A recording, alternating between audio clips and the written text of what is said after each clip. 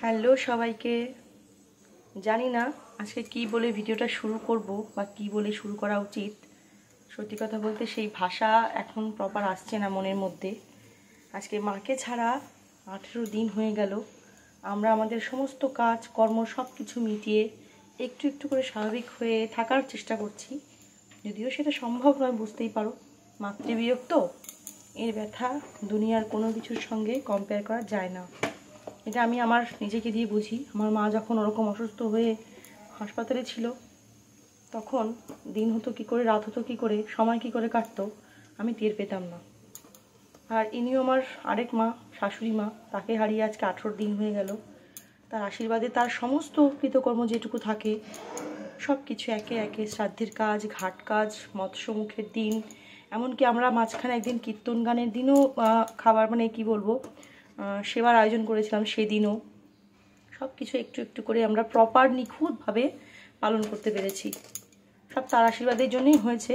আমাদের কোনো কিছু একটু কেউ কোনো কমতি বার করতে পারেনি। সবাই খেয়ে বা সবাই এসে খুব প্রশংসা করেছে সব কিছু নিয়ে। তো যাই হোক, কী আর বলবো। চলো আজকে থেকেই আবার নতুন করে শুরু করলাম, কারণ এটা তো আমার প্রফেশন, আমাকে আবার সেই কাজে ফিরতে হবে। আর আমার মনে হয় সমস্ত দুনিয়ার সমস্ত কিছু ডিপ্রেশন, মন খারাপ তখনই কাটানো সম্ভব যখন তুমি নিজেকে নিয়ে ব্যস্ত হয়ে পড়বে। তো আমরা চেষ্টা করছি সবাই তিনজনেই আর কি, আমরা এখন বাড়ির তিনজন নিজেদের মধ্যে নিজেদের নিয়ে ব্যস্ত হয়ে যাওয়া, অবশ্যই কর্ম দিয়ে, কারণ কর্মর থেকে ভালো সঙ্গী কিছু হয় না। এটা আমার বাবা মার থেকে শেখা। সবসময় বাবা বলতো, যখন তুমি কর্ম করবে ওর থেকে শান্তির কিছু হয় না, আর সব থেকে তোমার ভালো বন্ধু শ্রেষ্ঠ কর্ম, সে তুমি যে কাজই করো না কেন।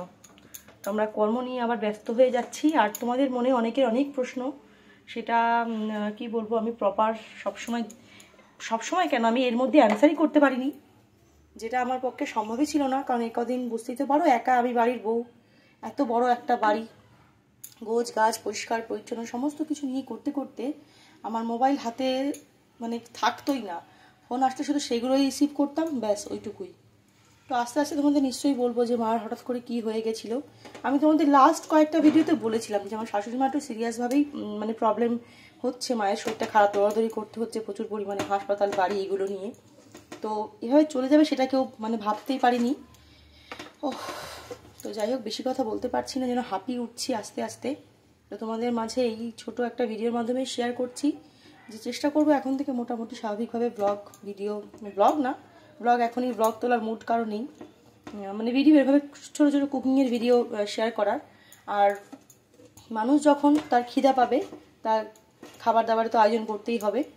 তো সেই মানুষের শারীরিক এইটুকু করার জন্য খাবারের আয়োজন যখন করবো, তখন তো রান্নাবান্নাও করতে হবে।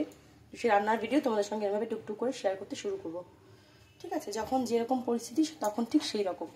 তবে হ্যাঁ, আমি আবারও বলতে চাই যে মা হয়তো আজকে আমাদের মধ্যে নেই, তবে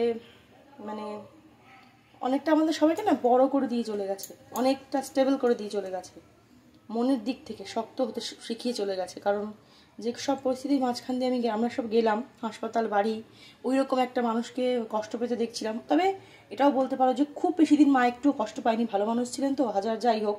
দেখবে ভালো মানুষরা খুব সবসময় ভোগে না, ভুগলো সামান্য সাময়িক কিছু সময়ের জন্যে। তো মাও ঠিক তাই, বেশি ভোগেনি একদমই, মাত্র কয়েকদিন ভুগেছিল। তো এই করতে করতে আমার মনের দিক থেকে অনেকটা স্টেবল হয়ে গেছে, এটা বলতে পারো, ঠিক আছে?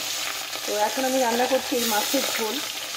আর এই ভিডিওটা আর কতটা বড় করব বা করতে পারবো আমি বুঝতে পারছি না, তাই এইভাবেই শেষ করছি, হাফ ভিডিও দিয়ে। আর তোমাদের সঙ্গে কিছু মনের কথা শেয়ার করে, বুঝতে পারছো এখন সত্যি প্রপার রেসিপি বা এইসব শেয়ার করতে চাইলেও আর ইচ্ছা করছে না। করার দিন সময় লাগবে নিজেদেরও একটু আরেকটু স্টেবল হতে, আর একটু মানসিক দিক থেকে আরেকটু সুস্থ থাকতে আর কি।